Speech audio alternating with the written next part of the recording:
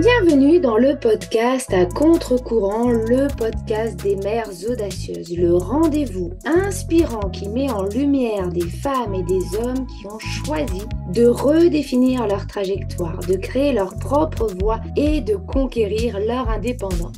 Je suis votre hôte, Nathalie Grimaud-Morvillet, et je suis honorée de vous accompagner dans ce voyage extraordinaire. Après plus de 15 ans en tant que salariée dans le domaine du marketing digital et après 4 discriminations à la maternité, j'ai décidé de prendre mon indépendance pour mieux profiter de mes enfants sans renoncer à ma carrière professionnelle. Avec la tribu digitale, j'aide désormais les parents à en faire de même. Dans ce podcast, à chaque épisode, nous vous présenterons des histoires captivantes de mères audacieuses, de pères engagés, mais surtout de parents déterminés qui ont trouvé le courage de se réinventer pour mieux concilier leur vie personnelle et professionnelle. Qu'il s'agisse de maman, de papa ou de famille, notre podcast est un espace où chacun peut trouver une source d'inspiration, de conseils et de perspectives pour embrasser un avenir empreint de flexibilité, d'épanouissement et de conciliation, ainsi que de succès. Si vous êtes à la recherche de nouvelles manières de penser et ou de travailler, ou encore d'astuces, c'est le podcast qu'il vous faut. Prenez dès à présent votre boisson préférée et c'est parti! Retrouvons-nous dans le nouvel épisode du jour.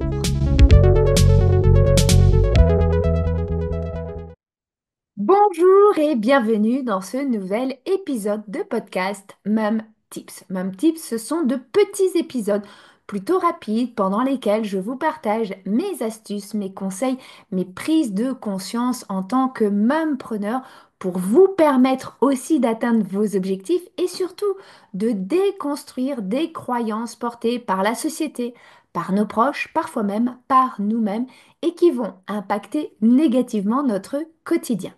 L'idée de ces épisodes, c'est de vous permettre de passer à l'action avec des conseils qui parfois vont casser les codes de la société. Aujourd'hui, nous allons parler d'un sujet essentiel, mais souvent mal compris. Savoir s'affirmer, mais surtout savoir s'affirmer en douceur. Si vous vous êtes déjà retrouvé à dire oui, alors que tout en vous criez non, cet épisode est donc pour vous. On a tendance à croire que s'affirmer, c'est une question de caractère inné. Il y a ceux qui osent d'un côté et ceux qui n'osent pas de l'autre. Mais la vérité, c'est que s'affirmer, c'est une compétence et comme toute compétence, elle s'apprend. Alors pourquoi est-ce si difficile pour beaucoup d'entre nous et surtout comment y arriver? C'est ce qu'on va voir ensemble aujourd'hui avec des conseils concrets et actionnables. Premièrement, parlons des freins. Pourquoi il y a tant de personnes qui peinent à s'affirmer? 1. La croyance que c'est inné. On pense que s'affirmer, c'est réservé à celles et ceux qui ont le bon caractère. On se dit, moi, je ne suis pas comme ça. La peur du rejet. En deuxième explication, on a peur de blesser les autres, de créer des conflits ou encore d'être mal perçu. Troisièmement, nous avons une mauvaise définition de ce terme parce que beaucoup pensent que s'affirmer, c'est oser tout dire sans filtre. Mais en réalité, c'est beaucoup plus subtil que cela. Ces trois croyances et ces peurs sont des freins puissants. Mais bonne nouvelle, comme tout frein, elles peuvent être surmontées. Alors voyons maintenant comment s'affirmer de manière saine et efficace.